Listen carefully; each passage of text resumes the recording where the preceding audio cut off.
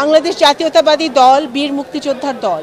এই দলের প্রতিষ্ঠাতা বীর মুক্তিযোদ্ধা শহীদ রাষ্ট্রপতি জিয়া রহমান।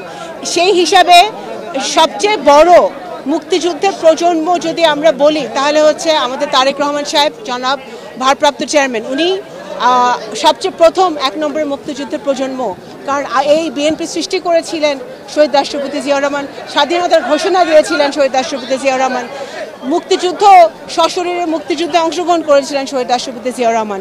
বা বিএনপিতে বহু মুক্তিযোদ্ধা আছে, সারা বাংলাদেশে ছড়িয়ে আছে, যারা এই 15টি বছর তারা কিন্তু স্বৈরাচারী হাসিনার ক্ষমতায় থাকার কারণে, মুক্তিযুদ্ধের চেতনাকে বিক্রি করার কারণে সত্যিকারের মুক্তিযোদ্ধারা কিন্তু অবহেলিত হয়েছে।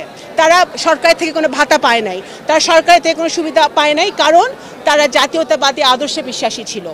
আজকে বাংলাদেশে সেই সময় এসেছে যখন দল মত নির্বিশেষে মুক্তিযোদ্ধাদেরকে সম্মান দিতে হবে। বাংলাদেশের স্বাধীনতা এবং সার্বভৌমত্ব সুরক্ষিত করতে হলে বাংলাদেশের 71-এর মুক্তিযোদ্ধারা আর দ্বিতীয়বার জন্ম নেবে না।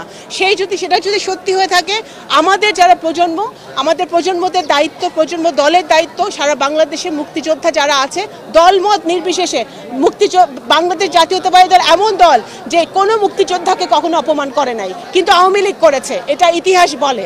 তো সুতরাং বাংলাদেশ জাতীয়তাবাদী দল সকল মুক্তিযোদ্ধাদেরকে দলমত নির্বিশেষে, ধর্ম বর্ণ নির্বিশেষে সম্মান দেবে, এবং সেই প্রত্যয় নিয়ে কিন্তু আমাদের চেয়ারম্যান দেশনেত্রী বেগম খালেদা জিয়া এবং ভারপ্রাপ্ত চেয়ারম্যান জনাব তারেক রহমান সাহেব কিন্তু সেই প্রত্যয় নিয়ে দেশ পরিচালনার জন্য কাজ করছে এবং দল পরিচালনা